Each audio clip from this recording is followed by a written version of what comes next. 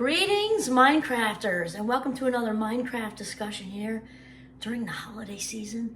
My name is Kimberly Quinn, and I am really excited today to talk about this because it's one of my favorite topics because it's so important, which is, joining the anti-shame campaigns. What I really want to say is to seek higher ground.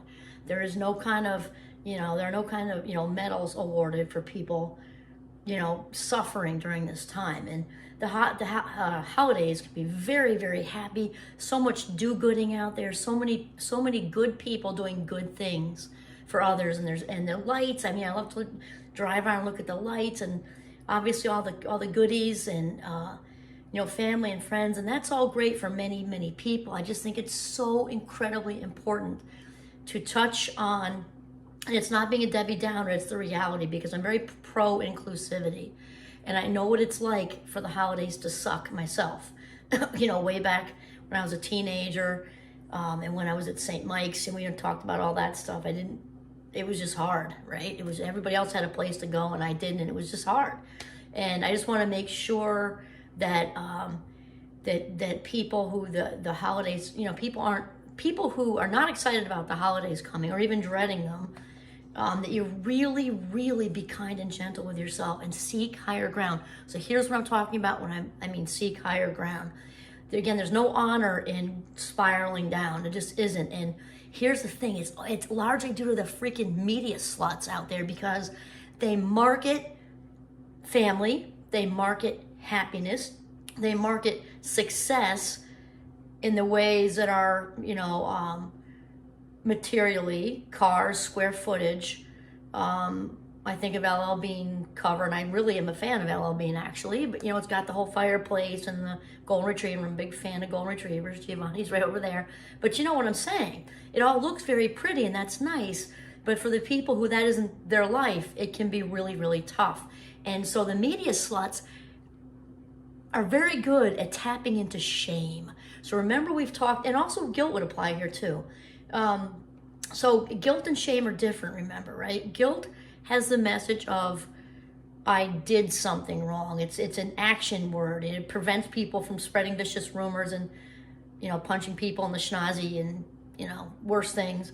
And so it has a job. And then even after that job is over, that little job is over, even then it's still really good to let go of the guilt, because it's a gigantic waste of emotion. So the holidays, for some people, can be really good about stirring up, sort of setting the rumination cycle into play. Like all the woulda, coulda, shouldas. I should have done that, could have done, no, guilt. And what if I had done this? What if I hadn't done that? And 5 years ago, 10 years ago, and I'm still residing in that guilt and beating myself up with a spiked club. Stop it. It's all over. Let it go. Okay? So that's one thing. And then shame is different from guilt, right? So guilt says, I made a mistake. Shame says, I am the mistake. In my opinion, it is the most excruciating, most toxic human emotion we can possibly experience. And it is the spiritual and emotional equivalent of drinking turpentine for breakfast rather than OJ. It's that bad, because when guilt says I made a mistake, shame says I am the mistake. It's in our hard drive, and it's horribly excruciating. It means that in some kind of way that person is feeling flawed, defective, not enough, deficient, a lot of D words with shame, right? And just feeling like, you just got holes in you, you're just not enough, and there's nothing wrong with you. We might have stuff to work on. There's nothing inherently wrong with you. Your spirit is perfect. So what I'm saying, seek higher ground. When you start to feel stirred up, the word trigger is a little overused, I think, because you can have trigger over here, and you can have the whole, like we talk about, spectrum in life. You might be a little stirred up. You might be like middle, pretty stirred up, where you're starting to get agita, from agitate, Italian, right, to full-blown triggered. When you start to feel uncomfortable, pay attention to that. People are so into like raising the bar for stress and how do I handle more and take on. No, lower the bar for stress.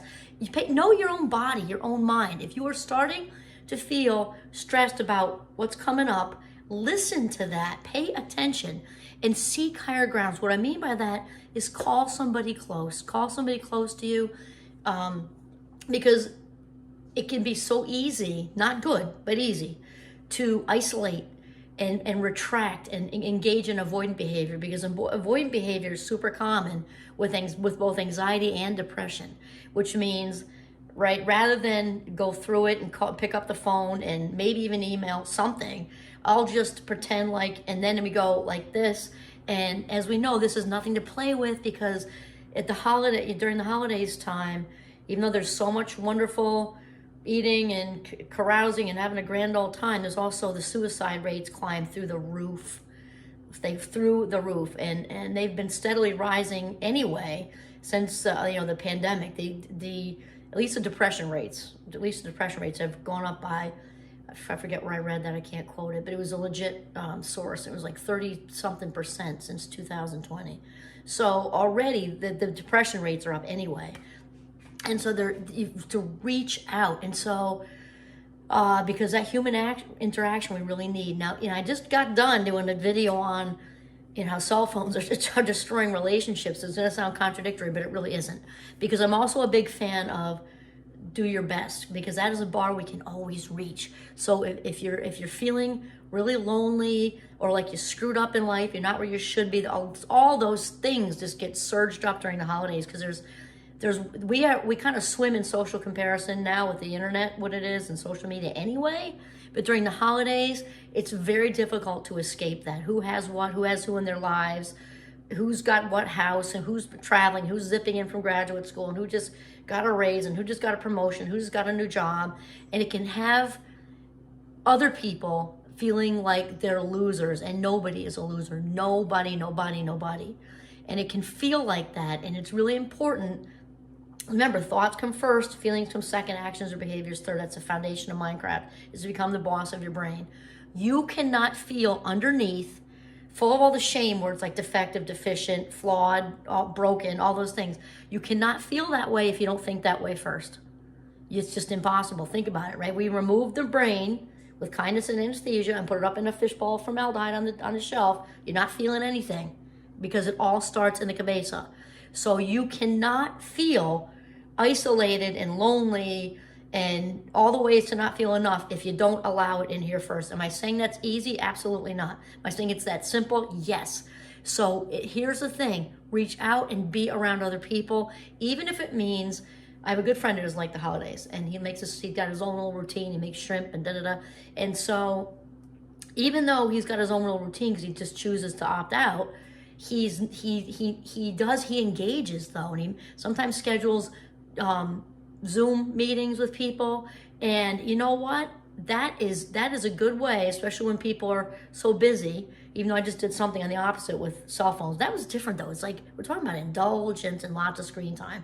To go on an hour long or half an hour long Zoom call to reach out to people to avoid being lonely, that falls into the healthy category, at least in my opinion.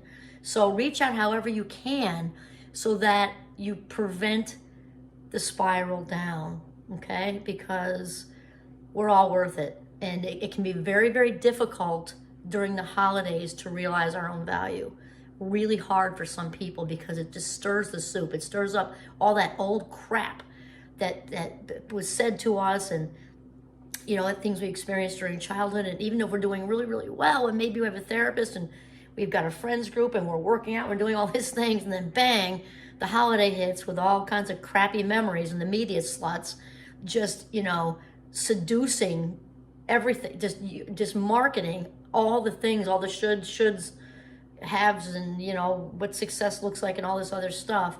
And then even the healthiest of people cannot be feeling at their best, put it that way. So that's it. I am validating, and I'm into being inclusive, and your spirit is perfect. That's it. We all have stuff to work on, and that's all it is.